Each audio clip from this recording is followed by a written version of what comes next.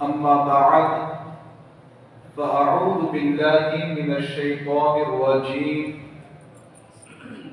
بسم الله الرحمن الرحيم يا نساء النبي لستن كأحد من النساء صدق الله العظيم وبلغنا رسوله النبي الأمين المكين الكريم ونحن على ذلك لمن الشاهدين والشاكرين والحمد لله رب العالمين۔ پیارے آقا علیہ الصلوۃ والتسلیم کے پیارے دیوانوں، کچھ باتیں آپ لوگوں کی سماعتوں کے حوالے کروں۔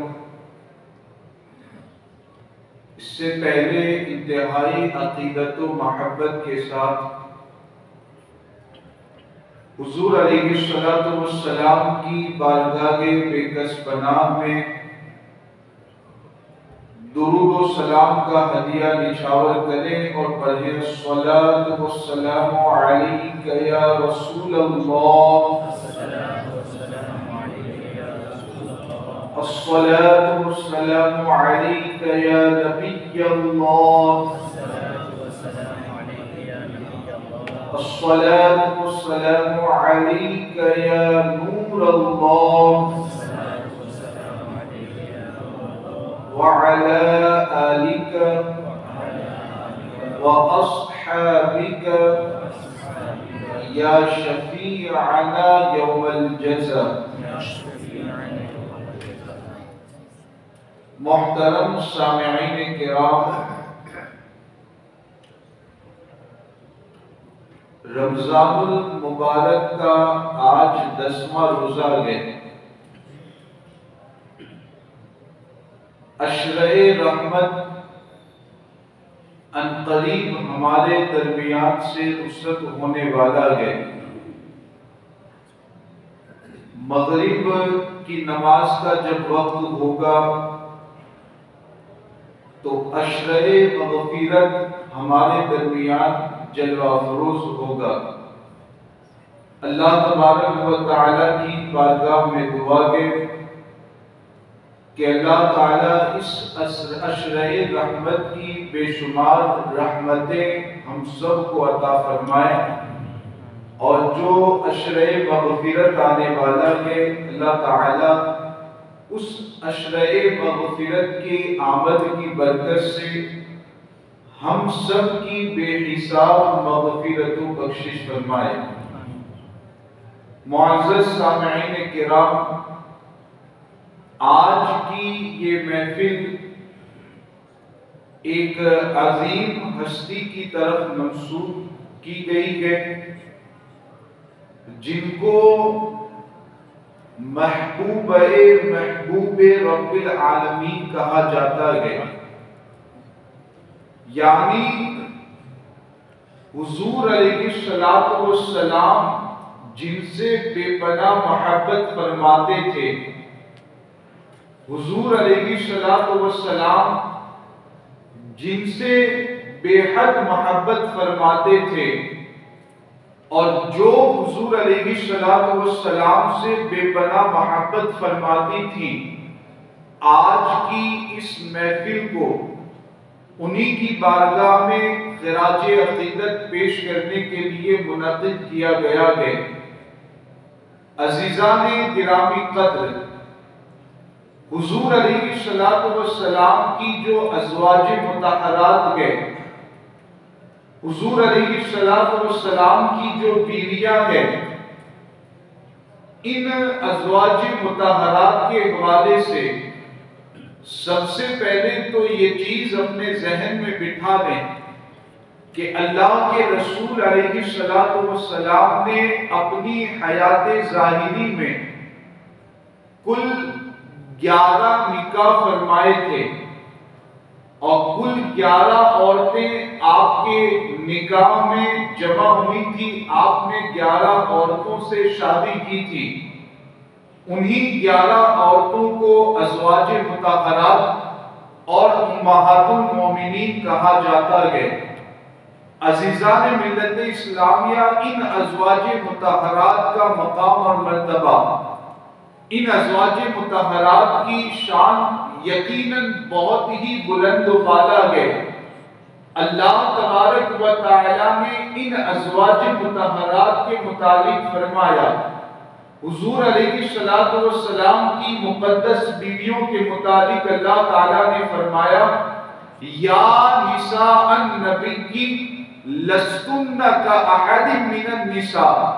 یہاں پر غور کرنے کا مقام ہے، اللہ تبارک و تعالیٰ نے ہمارے سامنے حضور علیہ السلام کی بیویوں کے مقام اور مرتبے کو کیسے واضح فرمایا، حضور علیہ السلام کی ازواج کے مقام اور مرتبے کو کیسے واضح فرمایا۔ آپ اچھی طریقے سے جانتے ہیں دنیا کا یہ قاعدہ اور اصول ہے کہ اگر کوئی بڑا آدمی کسی چھوٹے آدمی کا نام لے کر کے اسے پکار دے، کسی چھوٹے آدمی سے خطاب کرتے ہوئے اگر اس کا نام لے لے، تو دنیا کا یہ اصول اور قانون ہے کہ وہ چھوٹا آدمی فخر کے طور پر بیان کرتا ہے کہ فلاں منصب والے نے، فلاں عہدے والے نے، فلاں عالم دین نے، فلاں بزرگ نے اپنی زبان سے میرا نام لیا اور انہوں نے مجھ سے بات کی، انہوں نے مجھ سے خطاب کیا۔ یہ ایک دنیا کا اصول اور قانون ہے۔ اب آپ ذرا اس کے سانچے میں اللہ رب العزت کے اس کلام کو ڈھالنے کی کوشش کریں اور اسی انداز میں اس کو سمجھنے کی کوشش کریں کہ حضور علیہ السلام کی ازواج کا مقام کتنا بلند و بالا ہے، حضور علیہ السلام کی مقدس بیویوں کا مقام کتنا بلند و بالا ہے کہ اللہ تبارک و تعالیٰ نے قرآن مجید میں ان ازواج مطہرات کا ذکر فرمایا ہے، اور صرف اتنا ہی نہیں، اللہ تبارک و تعالیٰ ان سے خطاب کرتے ہوئے، ان سے کلام کرتے ہوئے فرماتا ہے، یا نساء النبی کی، اے نبی کی بیویوں، اے نبی کی ازواج، لستن کا احد من النساء۔ اللہ خود خطاب کرتے ہوئے فرماتا ہے، اللہ خود کلام کرتے ہوئے فرماتا ہے، اے نبی کی بیویوں، تمہارا مقام اور مرتبہ دنیا کی باقی عورتوں کی طرح نہیں ہے، تمہارا مقام اور مرتبہ دنیا کی عورتوں کی طرح نہیں ہے۔ یقیناً تمہارا مقام بہت ہی بلند و بالا ہے، تمہاری شان بہت ہی عظیم اور اعلیٰ ہے، تمہیں اللہ تعالیٰ نے بہت عظیم مقام عطا کیا ہے۔ یہ کون خطاب کر رہا ہے؟ خود خالق کائنات خطاب کر رہا ہے، خود رب العالمین خطاب کر رہا ہے۔ اللہ تعالیٰ نے قرآن میں اس بات کو ذکر فرما کر کے قیامت تک آنے والے مسلمانوں کے سامنے حضور کی ازواج کا مقام اور مرتبہ ظاہر فرما دیا، اور یہ واضح کر دیا کہ دنیا کی جتنی بھی عورتیں ہیں، اللہ کے رسول علیہ السلام کی جو ازواج ہے، ان کا مقام اور مرتبہ الگ ہی ہے، ان کا مقام اور مرتبہ بلند و بالا ہے۔ تو ازواج مطہرات کی یہ شان ہے۔ ایک جگہ پر تو اللہ تعالیٰ نے یہاں تک بیان فرمایا، النبی اولا بالمؤمنین من انفسہم وازواجہ امہاتہم۔ اللہ تعالیٰ بیان فرماتا ہے کہ نبی ایمان والوں کی جانوں سے زیادہ قریب ہے۔ یہاں بھی میں آپ سے گزارش کروں گا کہ اس کو سمجھنے کی کوشش کریں۔ اللہ تبارک و تعالیٰ نے کیا بیان فرمایا؟ ہم ایمان والوں کے متعلق اگرچہ ہم کامل ایمان والے نہیں گئے، لیکن پھر بھی اللہ رب العزت نے ایمان والوں کے متعلق یہ بیان فرمایا کہ نبی ایمان والوں کی جانوں سے زیادہ قریب ہے۔ یہ ایمان والوں کے لیے ایک فخر کی بات ہے کہ اللہ تعالیٰ نے نبی کے متعلق یہ بیان فرمایا۔ اب آگے اللہ رب العزت بیان فرماتا ہے وَأَزْوَاجُهُ أُمَّهَاتُهُمْ۔ اللہ فرماتا ہے کہ نبی کی جو بیویاں گئے وہ تمام ایمان والوں کی مائیں گئے، تمام ایمان والوں کی ماں کا مقام اور مرتبہ یہ نبی کی بیویوں کو عطا کیا گیا ہے۔ عزیزان گرامی قدر، تو پتہ چلا کہ حضور علیہ السلام کی ازواج اور حضور علیہ السلام کی بیویوں کو اللہ تبارک و تعالیٰ نے مومنین کی مائیں قرار دیا۔ مطلب یہ ہے کہ جیسے ماں کا ادب لازم اور ضروری ہے، جیسے اپنی ماں کا ادب اور احترام کرنا ضروری ہے، بالکل اسی طرح بلکہ اس سے کئی گنا زیادہ حضور علیہ السلام کی ازواج اور حضور کی مقدس بیویوں کا ادب کرنا ہم ایمان والوں پر لازم اور ضروری ہے۔ ازواج مطہرات کی شان کو کیا کہتے ہیں؟ ایک حدیث میں آپ کے سامنے پیش کر کے پھر گفتگو کو آگے لے جاتا ہوں۔ حضور کی ازواج کے متعلق ذرا غور کریں۔ اللہ کے رسول علیہ السلام کے بارے میں حضرت عبداللہ بن اوفا رضی اللہ تعالیٰ عنہ یہ بیان کرتے ہیں کہ ایک مرتبہ حضور علیہ السلام اللہ کی بارگاہ میں دعا کرتے ہوئے عرض کرتے ہیں کہ اے پروردگار، تو میرے نکاح میں جس عورت کو بھی تو میرے نکاح میں دینا تو ایسی ہی عورت کو تو میرے نکاح میں دینا کہ جو جنت میں بھی میرے نکاح میں رہے، جو جنت میں بھی میرے ساتھ رہے۔ یہ دعا اللہ کے رسول علیہ السلام اللہ کی بارگاہ میں کرتے گئے۔ حدیث کی کتابوں میں موجود ہے کہ اللہ کے رسول علیہ السلام نے جیسے ہی یہ دعا کی، ادھر سے اللہ تعالیٰ کی بارگاہ کی طرف سے حضور علیہ السلام کو یہ مژدہ سنایا جاتا ہے کہ تمہاری دعا قبول کی جاتی ہے اور تمہارے نکاح میں ایسی ہی عورتوں کو دیا جائے گا کہ جو جنت میں بھی تمہارے نکاح میں رہے گی۔ پیارے آقا علیہ الصلوۃ والتسلیم کے پیارے دیوانوں، پتہ چلا کہ حضور کے نکاح میں جتنی بھی عورتیں آئی گئے، اس حدیث میں ایک بات تو ہمیں یہ پتہ چلی کہ وہ تمام عورتیں جنتی گئے، اللہ تعالیٰ انہیں جنت میں داخل فرمائے گا۔ اور دوسری بات یہ پتہ چلی کہ جنت میں اللہ تعالیٰ انہیں حضور کا ساتھ عطا فرمائے گا، حضور علیہ السلام کے نکاح میں انہیں عطا کرے گا۔ تو یہ ازواج مطہرات کا مقام اور مرتبہ ہے۔ اب ان ازواج میں بھی جن کی شان سب سے بلند و بالا ہے، ان ازواج میں بھی جو افضل و اعلیٰ ہے، ان ازواج میں جو سب سے زیادہ شان والی ہے، ان کا نام محبوب رب العالمین، سیدہ کائنات، سیدتنا حضرت ام المومنین خدیجۃ الکبریٰ رضی اللہ تعالی عنہا ہے۔ یہ وہ عظیم ہستی ہے کہ حضور علیہ السلام نے سب سے پہلا نکاح جن کے ساتھ فرمایا وہ آپ ہی کی ذات بابرکات ہے۔ سب سے پہلا نکاح حضور علیہ السلام نے ام المومنین حضرت خدیجۃ الکبریٰ رضی اللہ تعالی عنہا سے فرمایا۔ نکاح کا واقعہ کافی تفصیلی ہے، لیکن میں اشارتاً تھوڑا سا اس واقعے کی طرف آپ کی توجہ مبذول کرنا چاہوں گا۔ حضرت خدیجۃ الکبریٰ رضی اللہ تعالی عنہا 2 شادیاں آپ کی پہلے ہو چکی تھی۔ دونوں شادیوں میں شادی کے بعد شوہر کا انتقال ہو جاتا ہے۔ اب 2 شادیاں ہونے کے بعد جب دوسرے شوہر کا انتقال ہوتا ہے تو آپ یہ ارادہ کر لیتی ہے کہ اب مجھے تیسرا نکاح نہیں کرنا ہے۔ قریش کے بڑے بڑے سردار آپ کے پاس نکاح کا پیغام بھیجتے گئے، لیکن آپ سب کو منع کر دیتی گئے اور آپ مکمل ارادہ کر لیتی ہے کہ اب مجھے تیسرا نکاح نہیں کرنا ہے۔ آپ ایک تاجر خاندان سے آپ کا تعلق تھا، آپ کے والد بہت بڑے تاجر تھے۔ والد کے انتقال کے بعد تجارت کے جتنے بھی معاملات تھے ام المومنین حضرت خدیجۃ الکبریٰ رضی اللہ تعالی عنہا خود وہ تمام معاملات انجام دیا کرتی تھی۔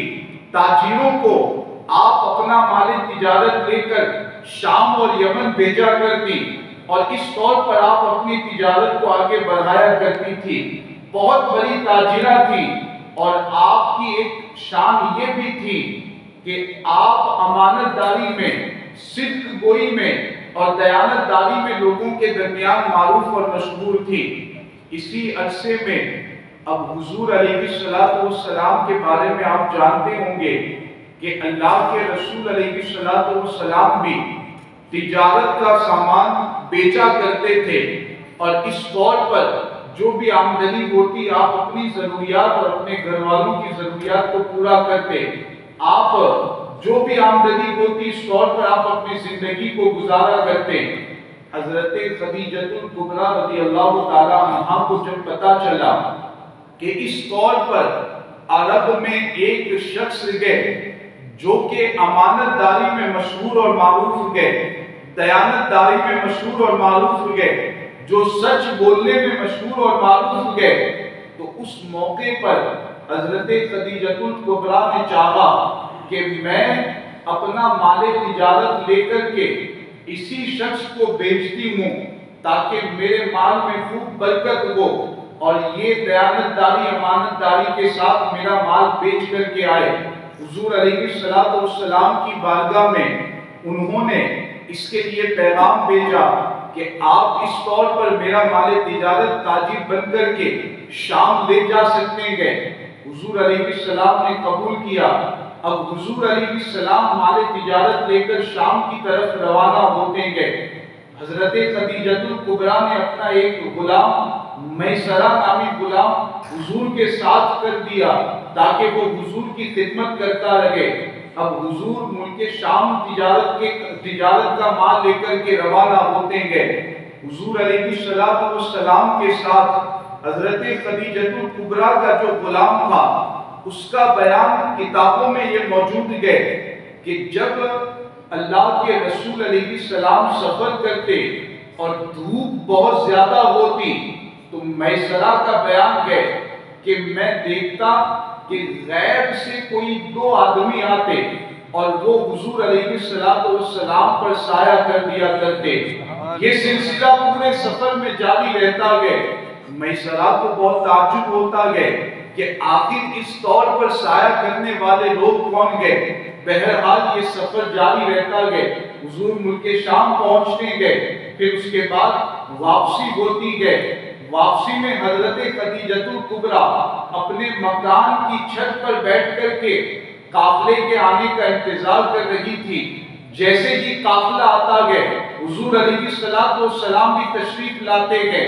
حضرت خدیجہ الکبریٰ اپنے مکان کی چھت پر بیٹھ کر کے دیکھ رہی ہوتی ہے کہ دھوپ کی وجہ سے حضور علیہ السلام پر کوئی سایہ کر رہا ہے، غیب سے کوئی سایہ کر رہا ہے۔ یہ پورا منظر جب آپ نے دیکھا تو آپ کے دل میں حضور علیہ السلام کی محبت بیٹھ جاتی ہے۔ آپ اپنے غلام میسرہ سے کہتی ہے کہ میں نے تو محمد عربی کے حوالے سے ایسا دیکھا ہے کہ کوئی غیب سے ان کے اوپر سایہ کر رہا ہوتا ہے۔ میسرہ اپنے سردارنی کے بارگاہ میں عرض کرتے ہیں کہ میرا حال تو یہ ہے کہ پورا جو میں نے سفر شام کا کیا ہے تو میں نے دیکھا ہے کہ جب بھی محمد عربی کے اوپر دھوپ پڑنے والی ہوتی تو غیب سے کوئی ان کے اوپر سایہ کر دیا کرتا۔ جب یہ بات ام المومنین حضرت خدیجہ الکبریٰ سنتی ہے تو ان کے دل میں حضور کی محبت بیٹھ جاتی ہے اور بالآخر وہ حضور علیہ السلام سے نکاح کا ارادہ کرتی ہے۔ بہرحال نکاح کا پیغام پہنچایا جاتا ہے، پھر حضور علیہ السلام اور آپ کا نکاح ہوتا ہے۔ جب نکاح کیا جاتا ہے تو اس موقع پر حضور علیہ السلام کی عمر مبارک 25 سال کی تھی اور حضرت خدیجہ الکبریٰ رضی اللہ تعالی عنہا کی عمر مبارک 40 سال کی تھی۔ 2 شادیاں پہلے ہو چکی تھی، یہ تیسری شادی ہو رہی تھی۔ حضور علیہ السلام کی پہلی شادی ہو رہی تھی۔ اب یہاں پر ذرا غور کرنے کا مقام ہے اور دنیا والوں کے لیے یہ ایک پیغام حضور علیہ السلام کی سیرت میں موجود ہے، جو معاذ اللہ حضور کے ذات پر طرح طرح کے الزامات لگاتے گئے، غلط اور باطل اعتراضات کرتے گئے۔